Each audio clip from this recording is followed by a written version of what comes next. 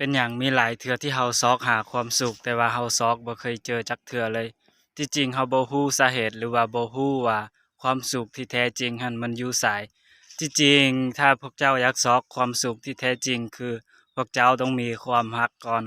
ความรักที่ข้อยหมายถึงนี่มันบ่ได้แม่นความรักที่แบบ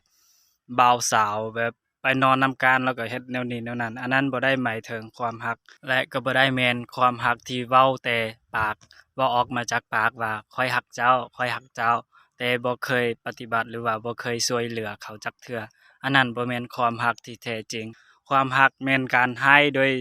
ที่จิตใจของเราให้อย่างเต็มใจและให้ในสิ่งที่เราบ่หวังผลที่จะตอบคืนหรือว่าตอบแทนคืนอันนั้นแม่นความรักที่แท้จริงถ้าว่าเจ้ามีสิ่งนี้ตัวอย่างว่าเจ้าซื้อข้าวมาแล้วก็เจ้าจะกินแต่ว่ามีผู้หนึ่ง ที่บ่มีข้าวกินคือกันและจะได้แบ่งหน่อยหนึ่งไปให้เราหรือว่าแบ่งครึ่งหนึ่งไปให้เรากินหลังจากที่เจ้าแบ่งให้เรากินแล้วเจ้าจะรู้สึกว่าภูมิใจในตนเองรู้สึกว่าตนเองมีความสุขที่ได้แบ่งให้คนอื่นอันนั้นเขาเอิ้นว่าความรักแล้วต่อไปค่อยขอมอบให้ชาวคริสเตียนทั้งหลายว่าถ้าเจ้าอยากได้ความรักที่มันเติมเต็มทุกอย่างในช่องว่างในหัวใจของเจ้า จงรับเอาพระเยซูและศึกษาพระคัมภีร์ให้ลึกซึ้ง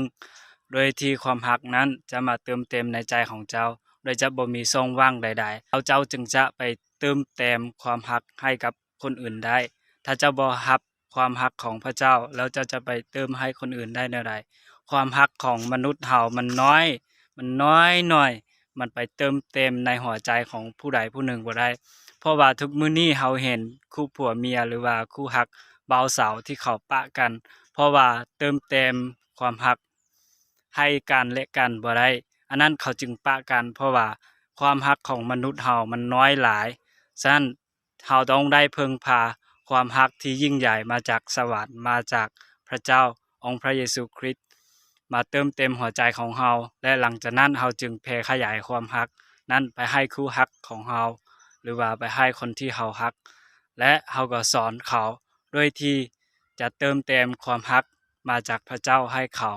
ให้เฮามีความรักที่เติมเต็มซึ่งกันและกันอันนั้นจึงเป็นความรักที่ยืนยาวตลอดไปขอขอบใจขอพระเจ้าอวยพร